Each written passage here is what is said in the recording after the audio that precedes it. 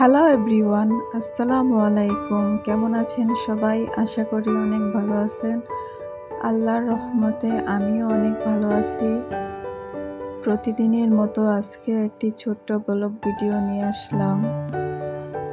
আপুরা, ভাইয়ারা, দিদিরা, দাদারা যারা আছো তারা সবাই ভিডিও দেখার আগে ছোট্ট একটা লাইক দিবে, একটা কমেন্টস করে তারপর ভিডিও দেখা শুরু করো। না হলে অনেকে ভুলে যায়, কমেন্টস ঠিকই করে, কেউ লাইক দেয় না। এরকম ভুলটা যারা করো তারা এরকম ভুলটা আর করো না। যাই হোক, সকালটা শুরু হয়েছে। দরজা খুলে দেখলাম বাহিরে হালকা মিষ্টি মিষ্টি রোদ।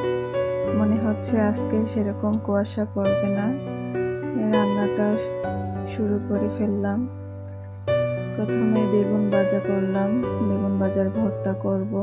তারপর তেলাপিয়া মাছ কষিয়ে রান্না করতেছিলাম। তেলাপিয়া মাছটা বড়টা অনেক মজা লাগে খেতে, অনেক টেস্ট হয়।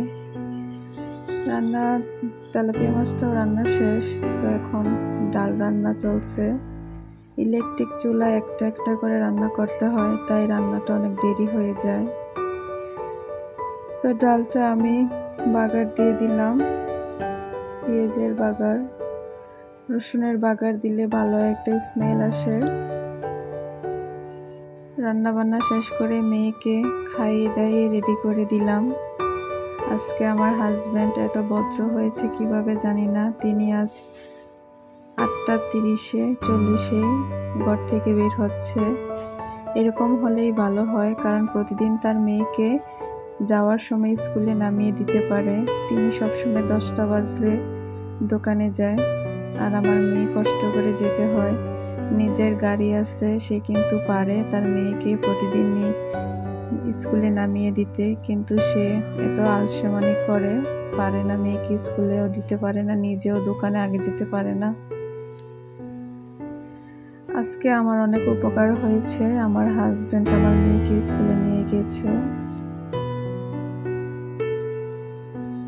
স্কুল থেকে ফিরে খাওয়া দাওয়া শেষ করে আমরা বিকালবেলা পানি আনতে গিয়েছিলাম, ভাত রান্নার পানি।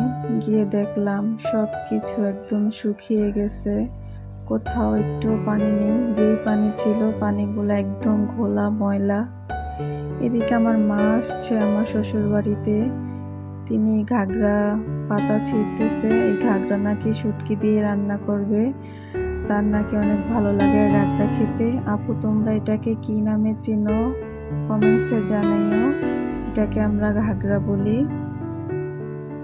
এদিকে আমার মেয়ে আমার সাথে অনেক দুষ্টুমি করতেছে, আমি ওকে ভিডিও করতেছিলাম, ও আমাকে একদম পাত্তা দিচ্ছিল না। বারবার বলতেছে, তুমি যদি ভিডিও করো তাহলে আমি এখান থেকে যাব না, আমি এইখানেই দাঁড়িয়ে থাকবো। বলতেছি, তুমি আমাকে আবার ভিডিও করতেছো, এরকম বারবার বলতেছিল। আমার মা আর মেয়ে কিন্তু খালি কলস নিয়ে আবার বাসায় চলে যাচ্ছে। এক কলস পানিও নিতে পারি নাই। পানির সংকট আমার শ্বশুর বাড়িতে। আমার মা বলতো, যে জায়গায় গ্যাস থাকবে, শাশুড়ি থাকবে, যা থাকবে, সেই জায়গায় নাকি আমাকে বিয়ে দিবে। কিন্তু আমার মা তো কখনোই দেখে নাই যে এই এলাকায় যে পানি নেই, পানির সংকট। বাড়িতে ফিরে গেলাম। এই পর্যন্তই। আল্লাহ হাফেজ।